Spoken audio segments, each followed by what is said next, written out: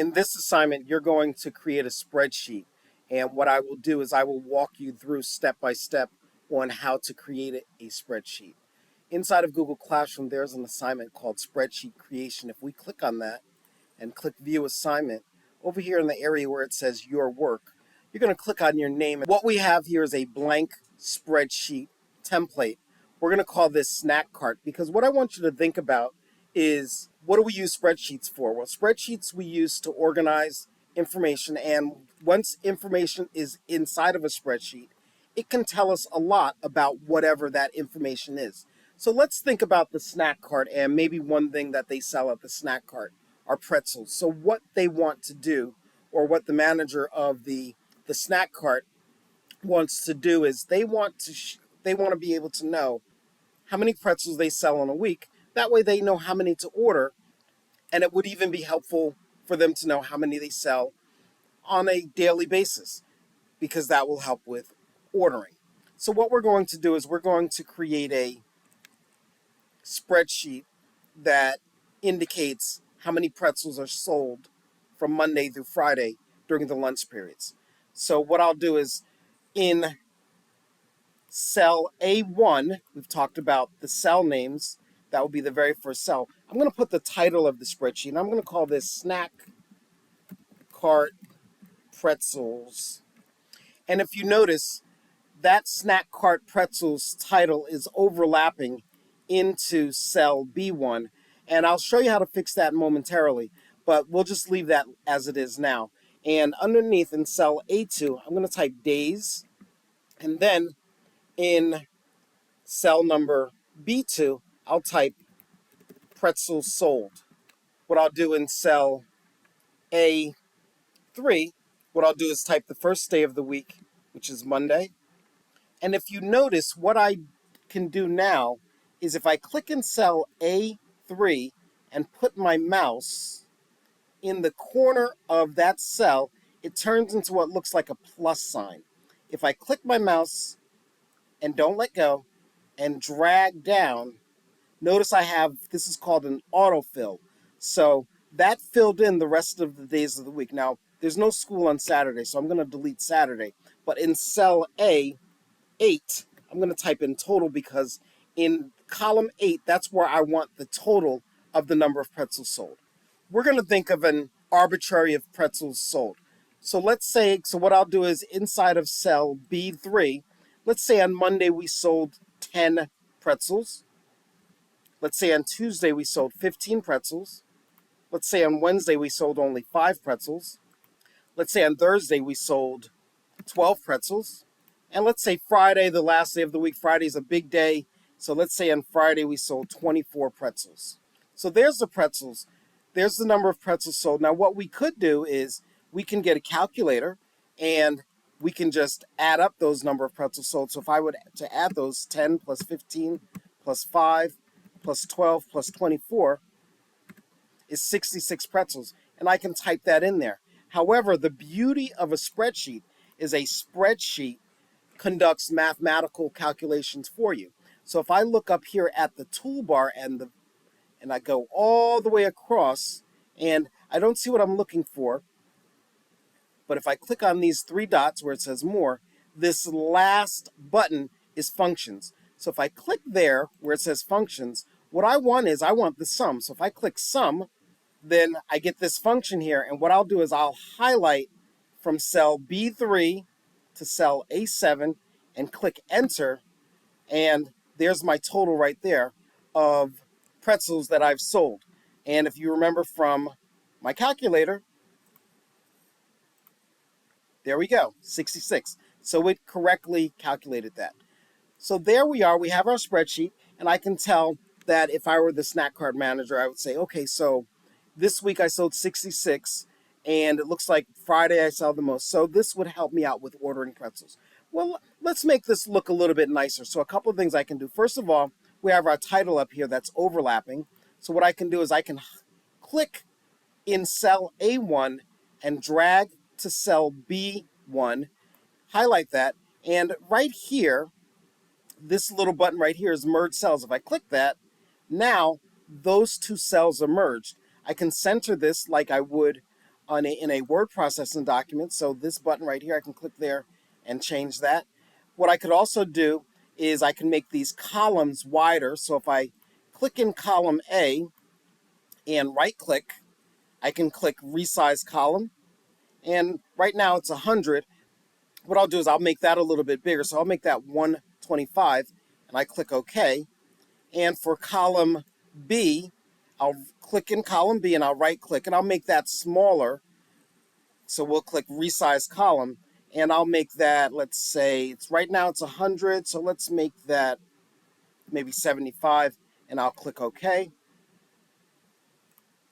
And we have pretzels sold, that's overlapping. So we don't want that to overlap. So let's make that a little bit bigger again. So we'll click resize and instead of 75, let's make that 90 and I'll click OK. All right. Another thing that I want to do to make this look a little bit nicer and also easier to see is let's make our row heights taller. So what I can do is I can click on the row number, right click, and I can click resize row. And right now it's 21, so I can make that double by clicking 42. Another way to do that is I could just move my mouse in between the rows and just drag them up and down. Now, if I do that, they're not as precise as the first way that I showed you, but that is a way that you could resize. You could do the same with your columns also. I could click in the column and just resize it to make it bigger like that or wider that way also. What I want to do is I want all of my row heights to be all the same. So what I could do is I can click in the very first row, which is row 1, and then I press the shift key on my keyboard and then click on the very last row of this spreadsheet, which is row number 8, and I click there, and now all of those rows are highlighted, and then I right click and then I click resize rows 1 through 8. Now you can do this same thing with the columns, these are the rows. So right now, that first row is set to 42.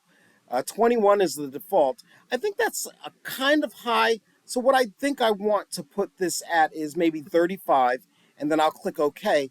And now you notice all of my row heights are all the same. Another thing that we can do to make this spreadsheet look a little bit nicer is change the colors. So we've done this with word processing, and you can do the same thing with a spreadsheet. So I'm going to highlight all of those cells, and I'm going to go over to this fill color, and I'm going to give it a dark purple background color. And then what I'm going to do is, it's hard to see the text, so I'm going to, in cell number A1 and B1, I'm going to change the text color to white, and I'll highlight from cells A2 to A8, and I'll make those white also. And what I'll do is for cells B2 to B8, I'll highlight those, and I'll make those a lighter purple color like that. Actually, I think what I want to do is I want to make all of this that lighter purple color. And I'll highlight cells A2 to B8, and I'll change those back to black. What I could also do is I can change these borders. So if I highlight those cells again from A1 all the way down to B8, and next to the fill color button on the toolbar, there is a border. So if I click on that, the first thing I want to do is I want to choose a border color. So I think I want that dark purple color, which is right there for my borders. And I want those borders, I can change the thickness. So I'm going to choose this, the second thickness right there.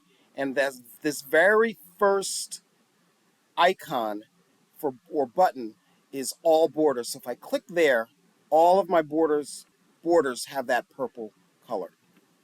The last thing that I want to do is I want to make a graph, because making a graph will help me understand and visualize the number of pretzels that I sell on a daily basis.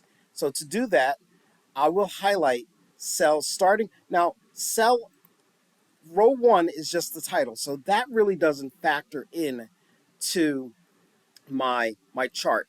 So what I'm going to do is I'm going to highlight cells A2 all the way down to B8, and then I can add a chart two ways. On the toolbar, there's this icon. So remember that we use the functions icon. And if I count to the left, 1, 2, there's an insert chart. So I can insert a chart that way. I could also, at the top, I can click insert chart. And now I have a pie chart. I can change a couple of things over here. When we have the chart editor over here, you could actually change that chart. A pie chart is actually pretty appropriate for what we have here. But I can also create a bar graph, which will also show me how many pretzels sold. It shows me the total all the way at the bottom. It shows me how many I sold on Friday. So if that's a bar chart, we could also make that a column chart, which is a different view, but it shows you once again all of the charts. What I could do is I can change the colors of these charts. So if you remember from the pie chart, they had different colors. So if I can click on Monday, we can just double click on that and we can change that fill color. Maybe I want the fill color for Monday to be orange. I could double click on Tuesday and I can change that fill color to green. I can double click on Wednesday and change the fill color to maybe purple. Thursday, I can double click on that and make that maybe magenta.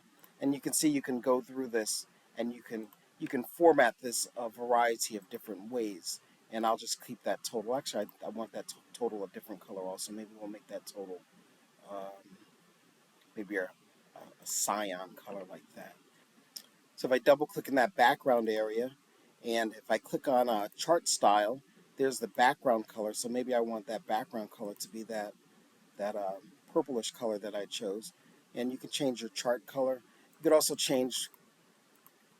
Now, we noticed that when we change to the bar graph, it changed the name of the title from pretzels sold versus days. We don't want that. We just want pretzels sold. All right, so we could erase that. We could also format that right there by highlighting that. We can make that title bold. We could change the title color. Maybe I want it to be that dark purple color. So there's a lot of different things. I'm going to just go back and change that to a pie chart. But once again, you can change all of these colors. So if I wanted that color to be purple, I can click on there and make that purple instead of that color. Now, one thing is we have the total here. Maybe you don't want the total in your chart. So what we could do is I can click on this chart and delete it, and I can just highlight everything from A2 to B7, and I can click Insert Chart. And now I have a chart, but I don't have the total. So it's not giving us the totals. But I think for what we're doing, we want a chart with the total. So I'm going to delete this chart again, and we will insert a chart with the totals. And what I can do is I can move that around. So there we have a spreadsheet and a chart to go with our spreadsheet.